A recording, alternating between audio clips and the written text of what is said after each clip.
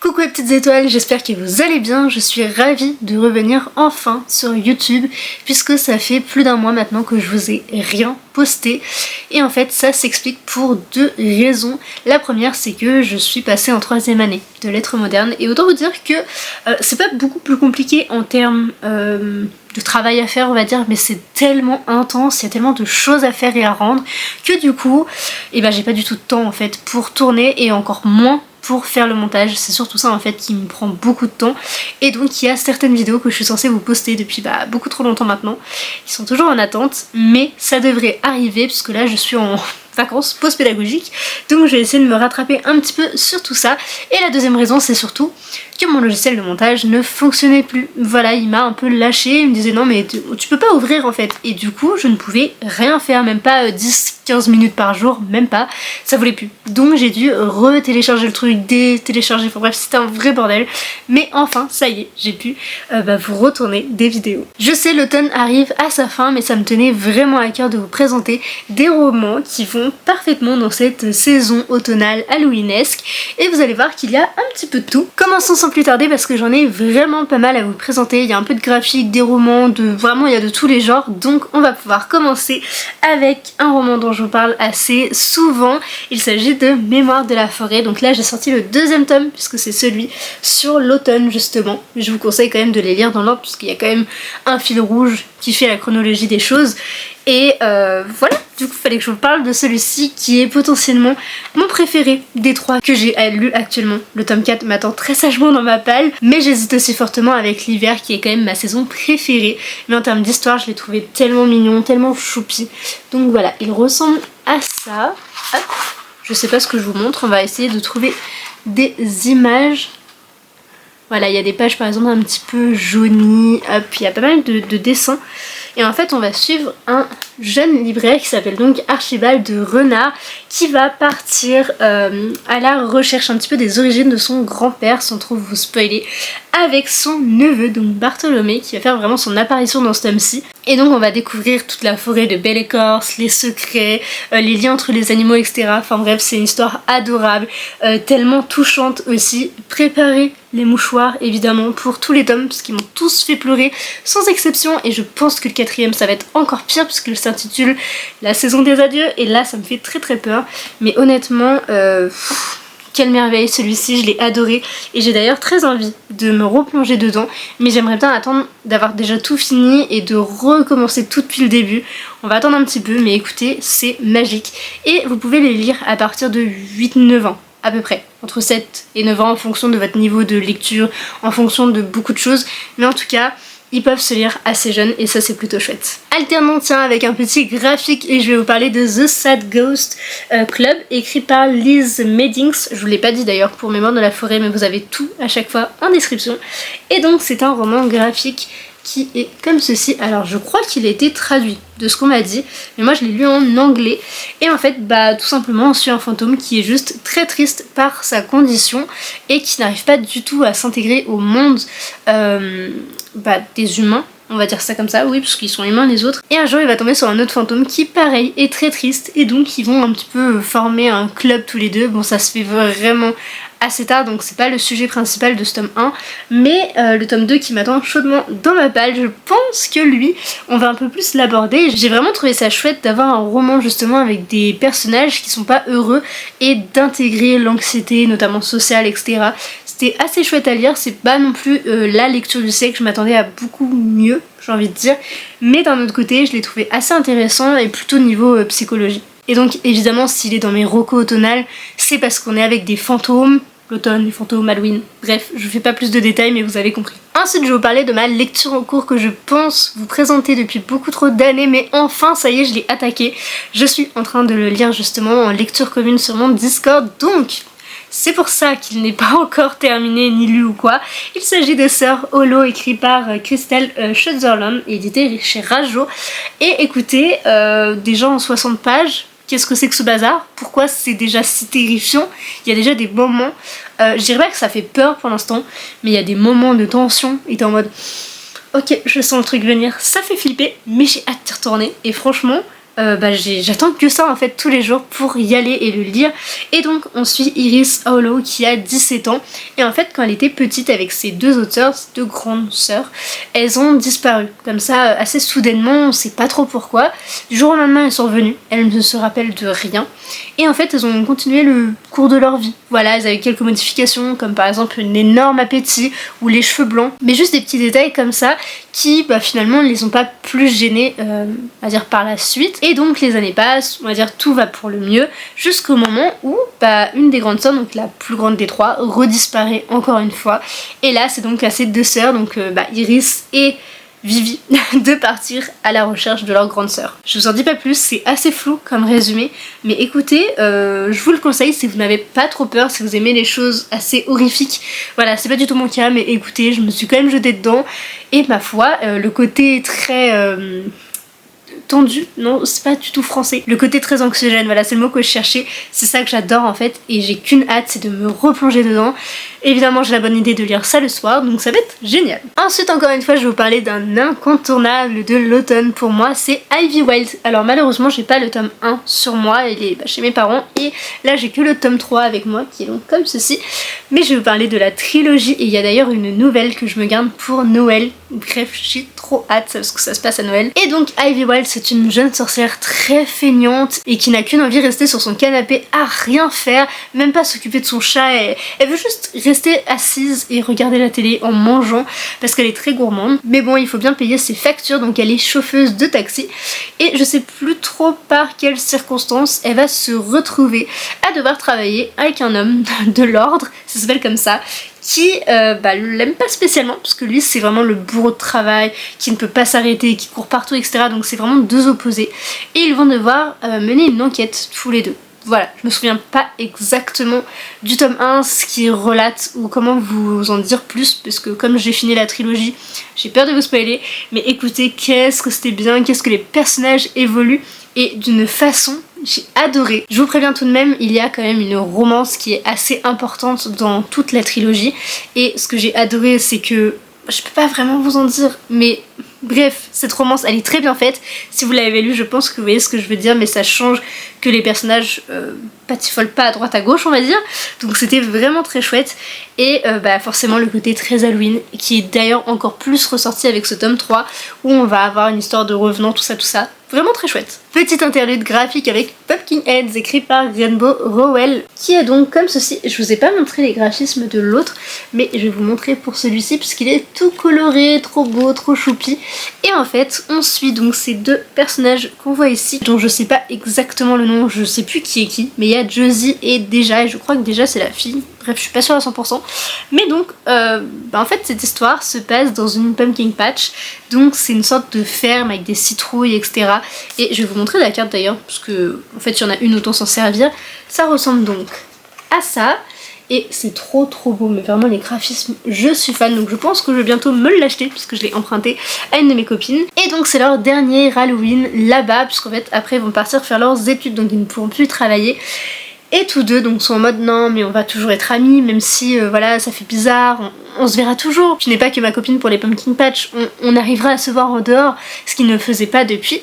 Et lui en fait il est amoureux depuis je crois des années d'une jeune fille qui travaille aussi et donc elle va l'aider à aller parler à cette fille, sauf que vraiment cette fille est introuvable. Ils ont fait tout le tour de cet endroit, ils ont fait donc toutes les horizons qu'on peut voir sans travailler hein, bien sûr, mais donc ils ont traversé en fait tout le labyrinthe de maïs, la pumpkin bomb, ils ont fait bref je ne devrais pas vous décrire mais il y a aussi une ferme etc et vraiment ils ont tout traversé et c'est ce qu'on suit tout du long de l'histoire qui est trop bien faite by the way. Et finalement l'histoire va prendre un autre tournant vers la fin donc c'était vraiment trop chouette, j'ai hâte de vous en reparler un peu plus en détail. Je vais essayer de pas trop vous spoiler mais je vous en reparle dans Il était un livre spécial graphique et j'ai trop hâte parce que franchement c'était trop bien. Et donc évidemment vous comprenez bien pourquoi il est parfait pour la saison parce que automne, Halloween, pumpkin patch, Pumpkinheads, le titre, enfin franchement il n'y a pas mieux. Ensuite on va parler d'un roman que j'ai lu l'an dernier à cette période justement au mois d'octobre qui est donc Les Disparus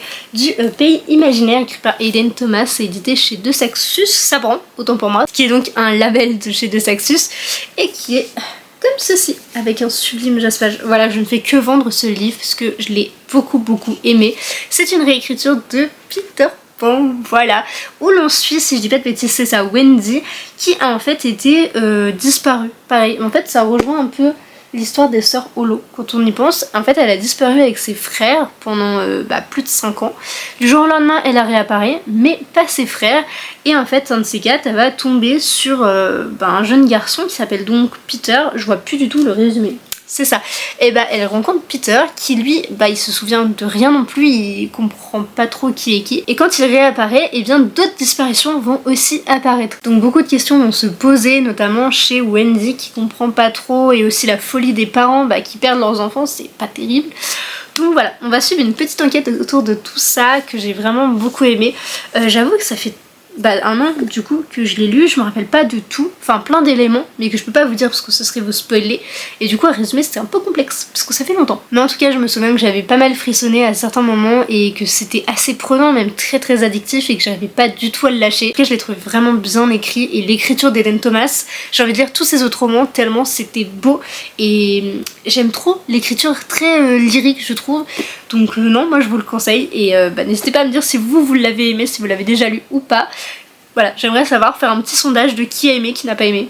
Voilà, il faut vraiment que j'arrête de dire voilà tout le temps. Ensuite, je voudrais vous parler d'un autre roman que j'ai lu il y a presque un an, pareil, et le tome 2 m'attend sagement dans ma palle, et je pense que je le sortirai donc en décembre, vraiment un an tout pile après la lecture du tome 1, qui est donc Les Enchantresses, tome 1 écrit par Sophie Gliokas, édité chez le livre de poche Jeunesse quand il est en poche, et sinon c'est chez Hachette Roman en grand format. Et donc on suit l'histoire de 3 sorcières, d'ailleurs c'est souvent des trios, c'est assez marrant quand j'y pense, il y a beaucoup de trios, mais bon c'est un peu le but des sorcières souvent. C'est donc 3 jeunes filles qui sont au lycée, et Bleuhen en fait arrive de la région parisienne avec son père et sa sœur, ses 2 sœurs. Non, elle a qu'une sœur je crois.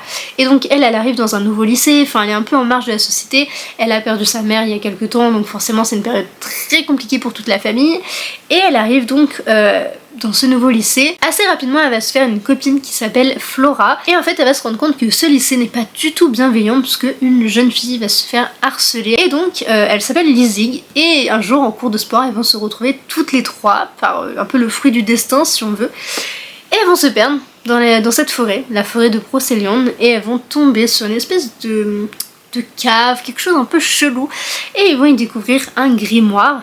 Elles ne devaient absolument pas faire ce qui était dans le grimoire, sauf que évidemment elles l'ont fait, et donc des pouvoirs vont naître chez ces jeunes filles, et elles risquent de s'en servir contre leurs harceleurs. Je ne vous en dis pas plus, mais franchement j'avais beaucoup aimé, et je l'ai trouvé vraiment parfait pour la saison. Le jour d'Halloween est évoqué dans le roman, donc je peux pas vous dire mieux au niveau de la chronologie, du temps, etc. Il est parfait. Ensuite je voudrais vous parler d'une de mes dernières lectures, à savoir La Société très secrète des sorcières extraordinaires, écrit par Sangu Mandana et édité chez Lumem dans cette magnifique édition. Voilà, je devais le lire en VO. Autant vous dire que j'ai légèrement abandonné la chose, et je l'ai lu donc en français, et ma foi je suis très contente. C'est un page turners de fou. Ce n'est pas un Il était un livre, donc Amy, on se recentre. Mais donc on va suivre l'histoire de Mika Moon, qui est une jeune sorcière qui fait des vidéos sur internet justement en présentant sa magie, et elle fait croire à tout le monde que c'est une sorcière. Évidemment c'est le cas. Et donc les autres sorcières de son club de lecture, entre gros guillemets, entre justement autres clubs de sorcières, eh bien elles sont vraiment contre ça, parce qu'elles doivent pas se dévoiler au reste du monde, personne doit être au courant, enfin bref, elles ne doivent d'ailleurs pas vivre ensemble. Mais Mika continue ses petites affaires, ça marche très bien, et en fait un jour elle va recevoir un mail de quelqu'un qui lui dit coucou, j'ai 3 sorcières avec moi et j'aimerais bien que tu viennes les élever, j'ai besoin d'une préceptrice, donc ça te dit de venir? Et sur le coup elle se dit mais qu'est-ce que c'est que cette histoire, je vais pas du tout y aller, ça m'intéresse pas. Finalement, elle se retrouve dans sa voiture, qui s'appelle le balai magique, si je dis pas de bêtises, en direction de ce fameux endroit, donc la maison de nulle part. Et un peu par le fruit du hasard, elle va se retrouver à devenir justement la préceptrice de ces jeunes sorcières, tout en étant épiée par un bibliothécaire du nom de Jamie, qui n'aime pas trop cette jeune Mika là. Elle se dit mais qu'est-ce qu'elle fait celle-là, j'ai pas trop envie que quelqu'un touche un peu à mes filles si on veut. Donc il est un peu en mode non mais elle j'en fais pas, mais il aura pas le choix. Écoutez, c'est Yann qui l'a décidé, Yann, un de mes persos préférés. Donc voilà, je vous en dis pas plus, je vous en ai déjà trop dit. Bon après les résumés Lumen, vous en dites bien plus que moi, mais écoutez, j'ai juste adoré, gros coup de cœur pour moi et je vous le conseille à 1000%, même si c'est vrai que ça se passe un peu plus en hiver qu'en automne. C'est un peu entre les deux, je dirais que c'est entre octobre et février-mars, même un peu après. Juin, vers juin. Bref, c'est assez long, c'est bien étiré. Mais en tout cas, il passe quand même pour la saison. De toute façon, on parle de sorcière, donc évidemment que ça passe. Le prochain, je crois aussi de l'avoir lu au mois d'octobre l'an dernier ou novembre, quelque chose comme ça. Il s'agit de If We Were Villains, écrit par Emel Rio, édité chez la collection Phibbs, donc qui est une branche de Castlemore, soit Hauteville, tout ça, le YA Club. Et donc je pense que vous connaissez déjà ce roman parce qu'il a beaucoup tourné, notamment sur BookTok, si je dis pas de bêtises, où l'on suit Oliver Marks qui vient de purger une peine de 10 ans de prison pour tentative de meurtre, ou en tout cas pour meurtre. Oui, c'est ça, pour meurtre tout simplement d'un de ses meilleurs amis. Et en fait, ce qui se passe, c'est qu'il était dans une académie de théâtre, enfin en tout cas d'art, et lui il étudiait le théâtre avec un groupe d'amis, en fait la troupe de théâtre tout simplement. Et au début tout va bien, tout se passe bien, ils apprennent Shakespeare et tout, enfin vraiment l'ambiance génialissime que j'adore. Et en fait petit à petit ils vont un peu se dévoiler, et notamment dévoiler leur côté un peu sombre, et justement un de la troupe va mourir comme ça un peu, on sait pas trop pourquoi au début ni comment, donc c'est pour ça que je vous en dis pas plus, mais écoutez, ça avait été un gros coup de cœur aussi pour moi. Je vous l'ai toujours pas chroniqué sur Instagram et c'est une honte, donc je vais remédier à ça cette année, même dans les semaines à venir d'ailleurs. Mais voilà, je voulais vous montrer par exemple là, c'est présenté donc en acte et en scène, c'est ça que j'adore aussi avec ce roman. Et honnêtement, mais je me suis pris une grosse claque, autant vous dire que c'était à la fois très facile de deviner, je m'y attendais, je savais plus ou moins ce qui allait se passer, mais malgré tout j'ai réussi à être surprise, à être embarquée dans l'histoire et à me laisser surprendre par le roman. Et je pense que quand on a cette faculté, ou alors que c'est vraiment le bon moment pour lire ce roman, mais écoutez, c'est un chef d'œuvre. Et pareil, entre l'écriture, tous les recherches, enfin bref, tout était génial. Je ne peux que vous le conseiller à 1000%. Et ouais, vraiment l'ambiance est parfaite. Bon, ne vous fiez pas à la couverture qui est un peu dérangeante, voilà, mais il y a plus ou moins une explication à l'intérieur. Nouvelle interlude graphique, et ce sera le dernier avec Paix à mon âme, écrit par Sweeney Boo et édité chez Hachette Roman Graphique, qui est donc lui aussi en couleur, qui est donc comme ceci. On y suit Abigail qui vit à l'académie de sorcellerie de Yunti, et ils sont en plein préparatif des célébrations de Samhain, qui est donc ce qu'on peut appeler Halloween. Et en fait sa vie va un peu basculer comme ça d'un coup, puisque sa sœur de cœur Norine va se volatiliser mystérieusement. Les autres élèves ne s'en inquiètent pas du tout, ils se disent bon, les sorcières plus expérimentées vont s'en occuper, mais Abigail est bien résolue à ne pas laisser tomber Norine et à tout faire pour la retrouver, et c'est là où elle va tomber sur de mystérieux secrets. Et j'avais vraiment beaucoup aimé ce roman qui est vraiment génial et qui va parfaitement aussi par cette saison, déjà par la date. D'ailleurs j'ai bien envie de me le relire le jour d'Halloween, ça pourrait être vraiment très chouette, et que ce soit donc au niveau de l'histoire, au niveau du fait que ce soit des sorcières ou même des couleurs. Il y a des passages un peu terrifiants comme celui-ci j'avoue, mais sinon c'est tout en douceur, les dessins sont sublimes, enfin vraiment il n'y a pas mieux en fait pour une lecture d'Halloween. Je trouve que c'est parfait, ça se lit rapidement. Si vous voulez pas vous prendre la tête avec un roman pour ce jour-là, il est parfait, vraiment génial. Et enfin, le dernier dont je vais vous parler, c'est celui-ci, donc Vespertine, le premier tome écrit par Margaret Rogerson, édité encore une fois chez le YA Club, donc chez Big Bang, qui est donc l'histoire de Artemisia qui vit chez les nonnes, donc dans un couvent, et qui est elle-même une nonne d'ailleurs, et en fait leur rôle c'est d'accueillir les morts, donc de faire toute la mise en bière, etc., et de les aider dans leur passage vers l'au-delà, jusqu'au jour où ce fameux couvent va se faire attaquer par une armée de soldats qui est possédée, donc par des revenants, et elle est un peu désemparée et doit agir parce que sinon ils vont tous les terrasser, et elle va réveiller un mort, justement, réveiller son âme par des circonstances dont je ne vous le révélerai pas, mais donc elle va finir par se faire posséder, et ça va remettre un peu en question donc tout ce que les nonnes lui ont appris au niveau des revenants, au niveau de la possession quand ton corps est possédé par un revenant, etc. Bref, c'est un roman très complexe qui est donc ma lecture en cours aussi. J'ai lu à peu près toute la partie du bas. Je le lis très lentement, je devais le lire donc en lecture commune avec mon Discord, autant dire que j'ai peut-être 3 semaines de retard, voilà, mais j'avais vraiment pas le temps à ce moment-là et du coup je m'y suis mise un peu plus tard. Mais écoutez, enfin je suis rentrée dans l'histoire et c'est le plus important. Voilà, c'est donc tout ce que je voulais vous présenter aujourd'hui. J'aurais pu en rajouter comme Deepwater, Babel, Kiman ou bref bien d'autres, mais je me suis dit Amy, restreins-toi à quelques romans, même si en fait il y en a déjà pas mal, mais je me suis dit que des graphiques ça pouvait être chouette aussi. J'aurais pu mettre Brume puisqu'on parle d'une petite sorcière. Bref, j'en avais tellement à vous présenter, mais du coup j'espère que cet épisode, si on veut, vous aura plu et n'hésitez pas à me dire si vous en avez déjà lu, si certains à me recommander, etc. Bref, dites-moi tout en commentaire et sur ce je vous fais plein de gros bisous et à très vite dans une prochaine vidéo. Bye!